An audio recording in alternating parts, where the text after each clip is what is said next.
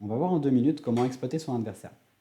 Donc déjà, évidemment, il faut connaître la théorie. C'est en connaissant la théorie que vous allez savoir si votre adversaire dévie de la stratégie optimale qu'il est censé suivre.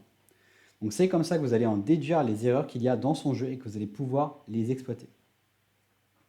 L'exploitation, ça reste un jeu d'information. Si vous n'avez pas d'informations sur un joueur, vous ne pouvez pas savoir où se situent les faiblesses dans son jeu.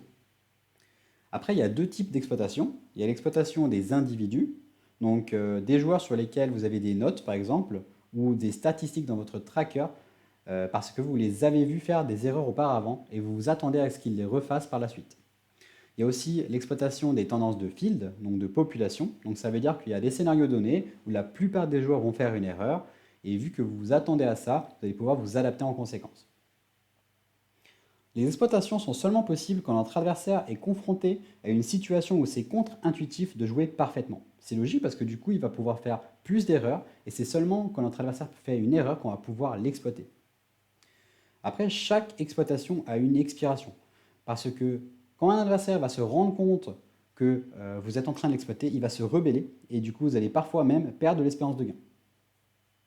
Ça a une expiration aussi parce qu'avec l'évolution du poker, il y a des exploitations que vous allez faire aujourd'hui qui ne seront plus possibles de faire dans un an parce que les joueurs auront travaillé sur le jeu et ne feront plus assez d'erreurs. Il y a des logiciels avec lesquels on peut travailler sur ce genre de choses, comme par exemple End2Note avec lequel vous pouvez faire des simulations de population. Vous pouvez aussi travailler sur des logiciels comme GTO+, ou bien Equilab, qui sont parfaits pour l'adaptation. Et évidemment, toutes les exploitations ont une efficacité limitée dans le temps parce que plus vous allez évoluer, plus vous allez jouer cher, moins vos adversaires vont faire d'erreurs, donc moins il y aura de place pour l'exploitation.